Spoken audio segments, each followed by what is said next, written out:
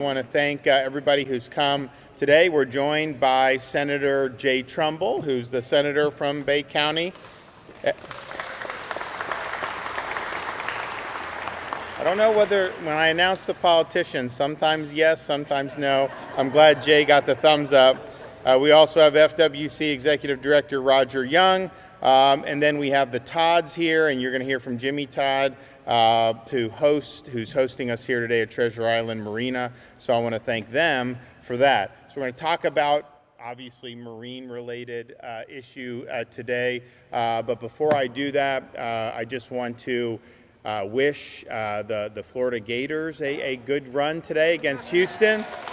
Not everyone may want that in Northwest Florida, but most I think do when it becomes a Florida. Even my kids, who are very big in the Florida state, and we've asked them for many weeks, if Florida makes it, who are you going to root for? Who are you going to root for? Finally, they've admitted they're going to root for Florida to beat Houston. So, Gator Nation can rest assured that we have a united household in the state of Florida, at least in the governor's office. We all want to see them bring home a national championship. And then late Friday, we see all this stuff with these judges, with what they're doing around the country, thinking that they can run the federal government and the executive branch better than the elected president can do. So all the stuff that President Trump is implementing with executive power, almost all of that gets challenged immediately in the courts. And what do? They go find some judge who's going to say, no, you can't do that. You can't send illegals back. You can't do all this. So that's not anything that we didn't know would happen. That's not something they and the administration didn't think would happen. That's just, unfortunately, par for the course. But we had, on Friday afternoon, we had one of these activist judges down in South Florida rule that one of the laws that we very carefully crafted working with the legislature to combat illegal immigration, that we can hold you accountable for illegally entering Florida, which we have used successfully, that somehow we're not allowed to do that. And that's an example of a judge trying to throw sand in the gears, trying to prevent us from doing what's right.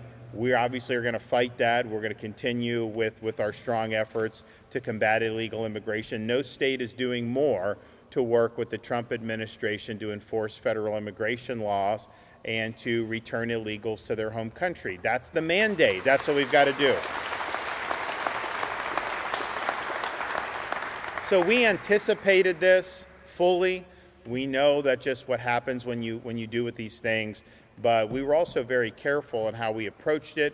We understand other states have tried things similar. We definitely did it a little bit different in a way that ultimately can withstand fair-minded jurists. But on this case, I think we had no chance to be able to be successful. So stay tuned on that. But we're in that fight. We're not looking back. We're not going to take the pedal off the gas.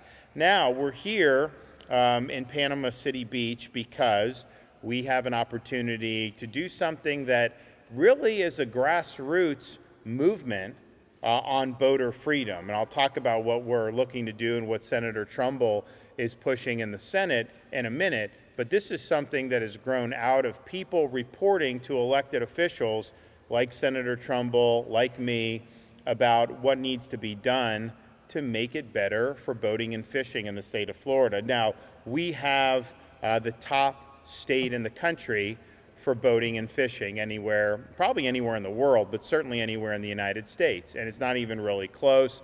Our recreational boating industry alone is $31.3 billion annually.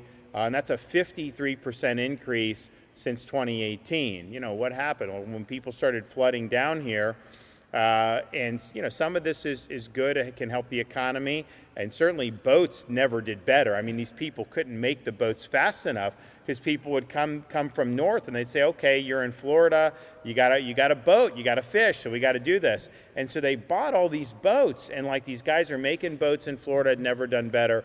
The problem is they didn't really know how to navigate with these boats because they hadn't done it before. And so we've kind of had some growing pains there. And I think people see kind of some of the newer newly minted captains and kind of getting their sea legs. But the reality is it's been a big boom. We are now home to over 7,000 marine businesses, and that equates to over 100,000 jobs across the state of Florida just for the boating industry. In 2023, we surpassed 922,000 boat registrations statewide in the state of Florida. We are #1 in marine expenditures, and we have the most boats of any place in the country. We also have 4 million licensed anglers. And as I said, we're without peer when it comes to fishing. And look what we've done with Gulf red snapper, 104 day, 105 days. Like, we took the bull by the horns on that one, and we're delivering great opportunity. Incidentally, I'm asking the Department of Commerce, which oversees NOAA, to take the success that we've had with state-managed Gulf red snapper and let the state of Florida manage Atlantic red snapper. You know how many days they gave in 24? They gave, well, 1 or 2, depending, but literally, they'll do a day, they'll do 2 days.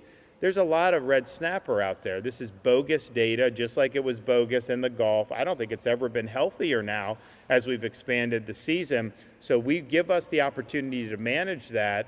And I told the Secretary of Commerce, I was like, we go out on the Atlantic coast and announce this, it's going to be huge support for being able to have an evidence-based red snapper season where there's a lot of red snapper out there. So we're working on that for sure. We want to make sure that we're able to do that.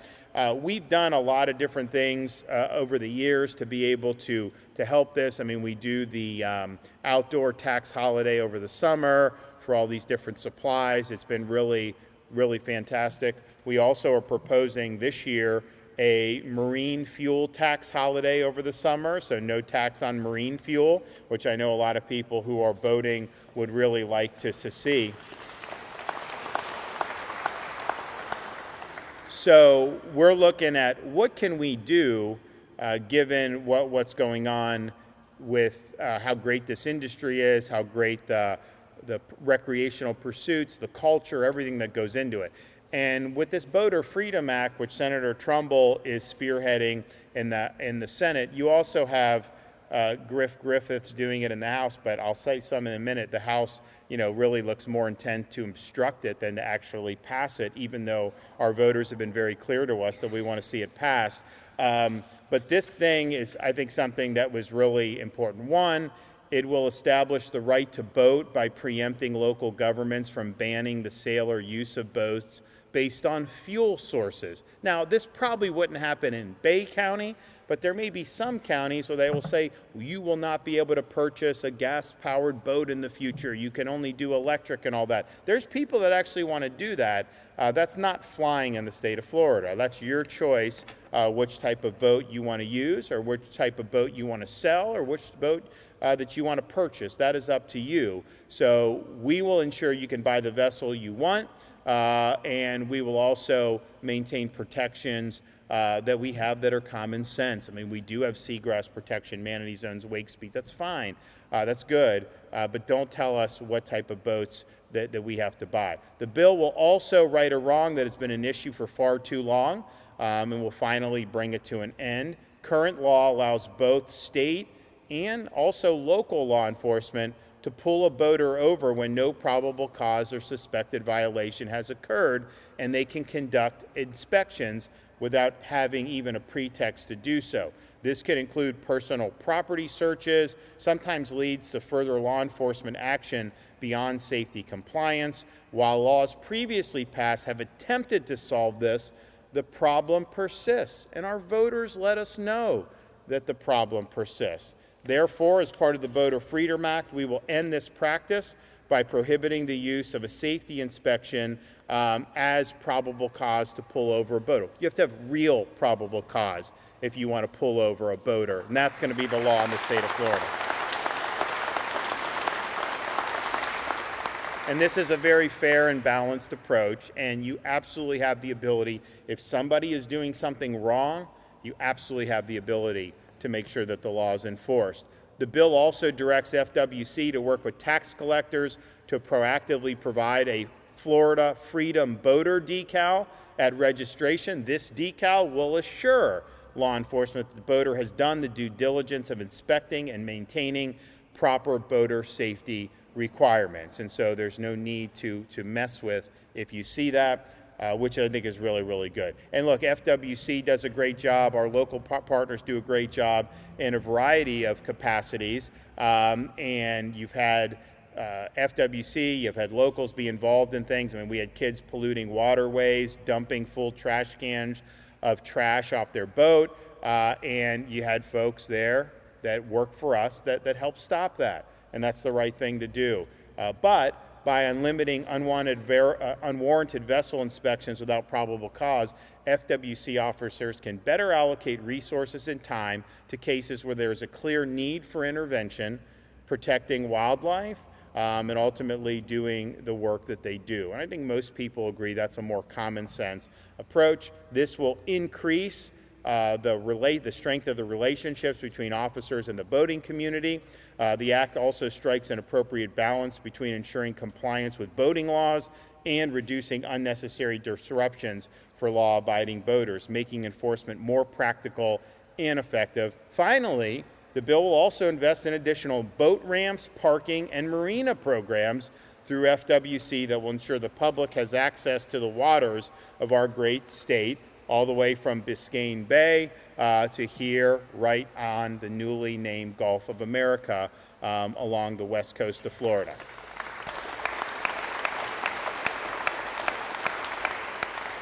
Now, I mentioned that Senator Trumbull is spearheading this in the Senate. It's moving through. It's got a lot of bipartisan support. People understand this is not something that Senator Trumbull or I just kind of cooked up on our own or trying to foist through. This is something that's a response to boaters throughout Florida who have reported what they would like to see to be able to strengthen this great pastime and to help this really important part of our state's culture. And so that's why it's gotten support. That's why they're doing it. Now, the Florida House of Representatives, as has been true, unfortunately, for the last couple months, they seem to be more interested in obstructing the passage of this legislation. They seem to have taken this weird tack where they're coming in and they have this massive supermajority that they built off the work of many others, to be quite frank, and they come in and they're trying to undo a lot of the stuff that Jay and I and others worked for over many, many years without campaigning on any of this, without telling voters that this is what you want to do. But then you turn around and who are they doing the bidding for? Not you, but people like Morgan and Morgan. I don't want the state run by Morgan and Morgan. I want the state run by what the people voted for. And so you have this thing where they're trying to repeal progress. They never told the voters they would do this. And then they basically take a tack. Well, if the voters are asking us to do something and we're leading on that, then they're just going to try to obstruct for the sake of obstruction. That's not what you voted for. You voted for people to continue the success of Florida and what we've been able to accomplish over these many years. And I think to waste this with these antics and refusing to actually do the people's work, that just doesn't make sense. I mean, just think about taxes. I was going out for many months because of listening to people like you talking about the need for property tax relief. People are getting killed on property taxes. What do? Because I'm doing property, so they got to do something else. They want to do tax cuts for Canadian tourists and for non-residents. Why would we ever be doing that? We should be doing property tax, but it's just because they got to be obstruction. It's just because they got to be different. In fact, they brought into the party a liberal Democrat from down in South Florida. She switches parties to be Republican, even though she's very, very liberal and opposed us on everything for 6 years. Very liberal, now in charge of like a major committee, running all this liberal legislation, getting all this stuff in the budget. And I'm thinking to myself, is that what you voted for in Bay County?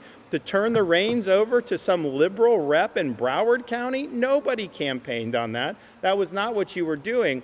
So this is just another example. I mean, I would think that reps would be wanting to do something that the voter freedom is. And because it's not something I cooked up, it's not something Jay Trumbull cooked up, It's something that people have been asking for, really for many years, but certainly in more recent times, this has been something that's been very important.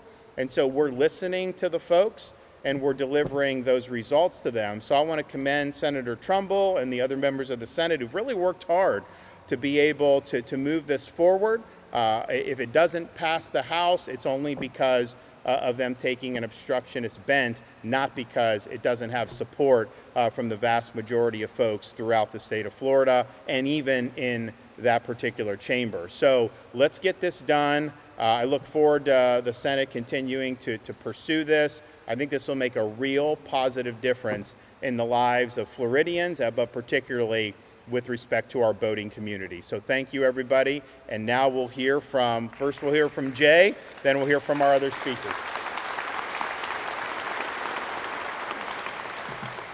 Thank you so much, Governor. The governor obviously loves Bay County because he took off in Tallahassee under a tornado warning. So thanks for putting yourself in peril to be with us today. You know, the governor talked a whole lot about, you know, how we got to this point. And truly, you know, Governor, the reason we are trying to pass a piece of legislation like this is because of people like you. My next door neighbor was stopped 3 times for a safety inspection one day last summer. And so it truly is a grassroots thing. And we're saying that your constitutional rights don't just stop when you get onto a boat off the dock. They should continue. And you should have probable cause to be able to have somebody, to be able to be pulled over.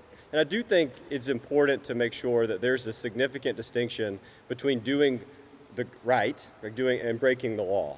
And this does not stop law enforcement, whether local or FWC, from stopping you if you've broken the law. This just says that you can't have some random safety inspection occurring day in and day out, making sure, though, that we're keeping folks safe. There's another portion of this bill, Senate Bill 1388, and I'm thankful that it is moving through the process. It's in its second committee this week. And thankful that, you know, we have gotten bipartisan support in the Senate. And I know that Representative Griffiths is working hard to try to get the bill up in the House. But there's this other portion of the bill that the governor talked about that says, no, we're not going to say which boats you can and can't have. They can be propelled by you know, one type of gas, or they can be propelled by you know, electric or whatever. It's your choice to make those decisions, and we're not going to, you know, preempt the voters or, you know, Floridians from being able to make those choices like other states have implemented. And so I'm incredibly encouraged that we continue to push the envelope on making Florida the freest state in the country. And and it starts with policies like this. And so, Governor, I thank you for your support on this. I'm excited to get this across the finish line in the Senate. And to the Todds, thank you for hosting us. I know the weather's not phenomenal today, so we're not probably going to take any of these boats out. But it's great to be able to see everybody and see so much support for what we're trying to accomplish, and really know that we're giving families you know, more autonomy and the ability to enjoy the great resources that we have in Florida. So thank you, sir. All right. Roger.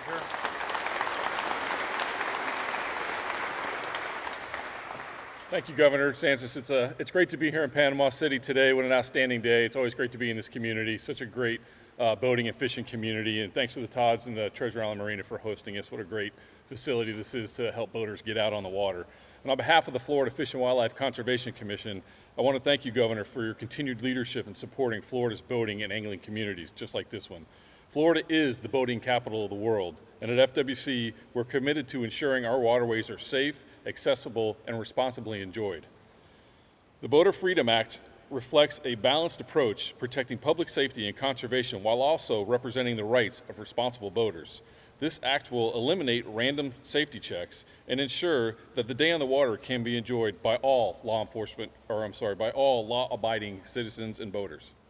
By creating a streamlined inspection decal program, eliminating random stops, this legislation allows officers to focus resources where they're needed most, on serious violations and conservation efforts that keep our waters and our resources healthy. FWC stands in support and supports these efforts And we look forward to working with Governor DeSantis, Senator Trumbull, and Representative Griffiths on implementing the Boater Freedom Act to help ensure that Florida remains the best place in the world to boat, fish, and enjoy the outdoors. So thank you, Governor. Appreciate it.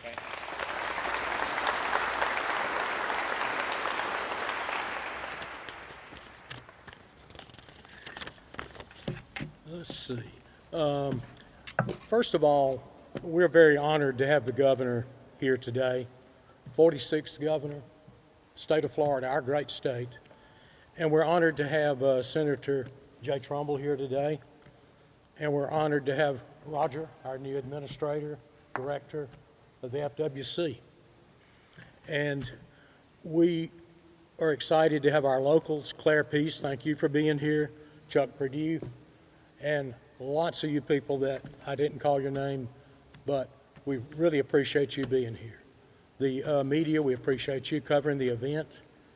And Lisa and Anna, our owners, Treasure Island Marina.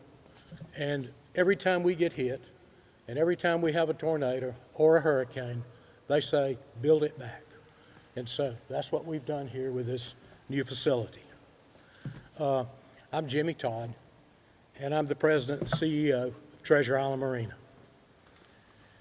And I want to extend a strong support for the upcoming Boater Freedom Act, making its way through the Florida legislature.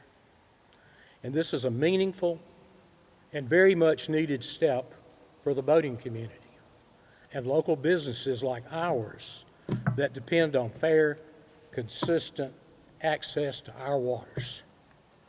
I'd also like to acknowledge and thank Senator Jay Trumbull for his leadership in authoring this bill and carrying forward what I understand are your goals for protecting Floridians' rights and preserving access to our marine heritage. We stand with you in ensuring Florida remains a place where responsible boating is supported, not restricted.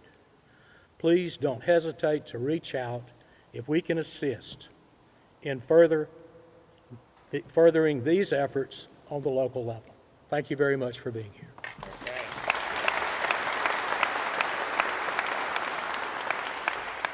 Well, I think this will be really, really good. This is sound legislation, very well thought out.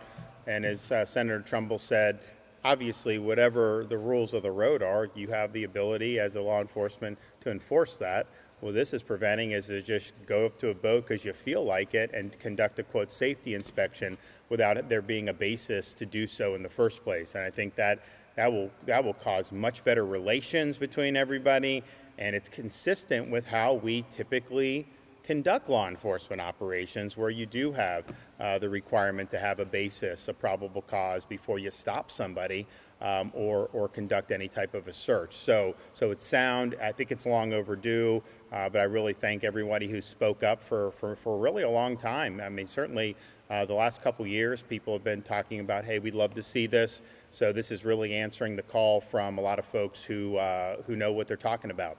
So thank you for doing this for Senator Trumbull, and we'll see whether it makes it all the way through the process. I'm confident that the Florida Senate is going to pass this, and that'll be a big win for Florida. Okay, do we have any questions back there? Yes.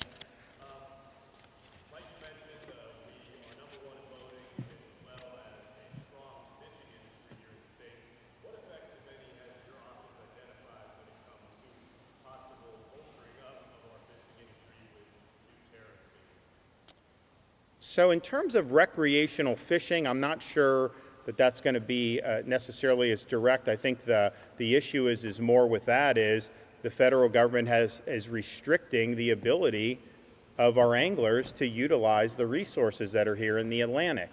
In the Gulf, when they gave us the management of the Gulf, what do you have? You have the largest Gulf red snapper season than we've ever had under state management, because we led on it and we insisted that we get it right and that we not take outdated data and act like there aren't fish in the sea. There's fish in the sea, they're there. And so we were able to do that. I think we need to do the same thing on Atlantic, but that would be the biggest thing. If they gave us the ability to manage the Atlantic red snapper season, that would be the biggest boon to the boating and fishing community in the state of Florida that we could have right now. If they continue to restrict, that's really what chokes off the opportunities more than anything else. And so I think the administration is supportive of it. I have mentioned it to the president, but I've definitely mentioned it also to the Secretary of the Commerce, and I know they're still filling out NOAA, and they're doing still all that, and there's a lot of irons in the fire. But returning this to state management would be a home run, and trust me, we will not simply say one day. That's not going to work. So everybody on the Atlantic coast, I mean, you guys are lucky over here. You have much better options with respect to, for the Gulf red snapper. But Atlantic, we got to do better. And that's just the federal government, and it has long predated the current administration, just having outdated data, and quite frankly, the bureaucracy being more ideological and purpose-driven rather than evidence-based. So now we've already shown it can be done in the Gulf, and we're going to show it can be done in the Atlantic, and that'll be a huge boon for Florida anglers.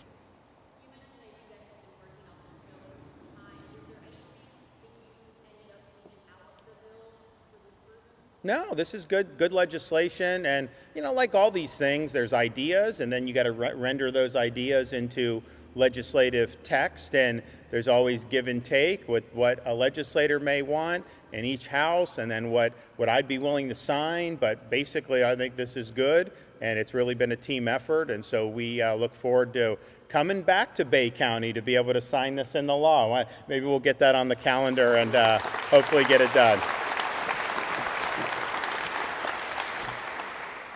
Final thing I'll just say before I take off is one of the things I've been involved with. So the state of Florida, our legislature has passed resolutions for a balanced budget amendment to the U.S. Constitution, and we have now 27 states that have done that. If you get 34, then it can be submitted for ratification, and you need 3/4 of the states to ratify. But you look at what's going on in Washington, you look at these different budgets, like no one wants to stop spending all this money. And I just wonder, can that go on indefinitely? Well, you don't have to wonder. I think we know that that can't go on indefinitely.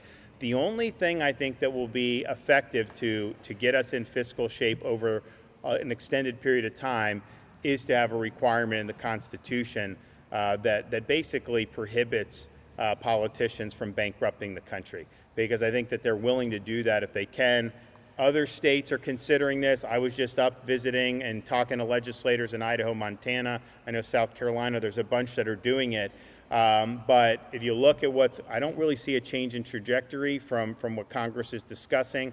And I think the reality is in Florida, we have a balanced budget requirement. Now, we run big surpluses. We've paid off 41% of our state's total debt over a 180-year period. It was accumulated. We've done a lot of good stuff on our own, but having that balanced budget requirement makes it clear that you can't just spend to spend, and you got to make ends meet, and they're not willing to do that in Washington. And if you look at the debt that's been accumulated over the last 25 years, unfortunately, it has been both parties. It's not like it's all one party or the other. And I'm just convinced that regardless of who's in, you're not going to get this right over the long term unless you have some constitutional restraints on their ability to spend and borrow indefinitely.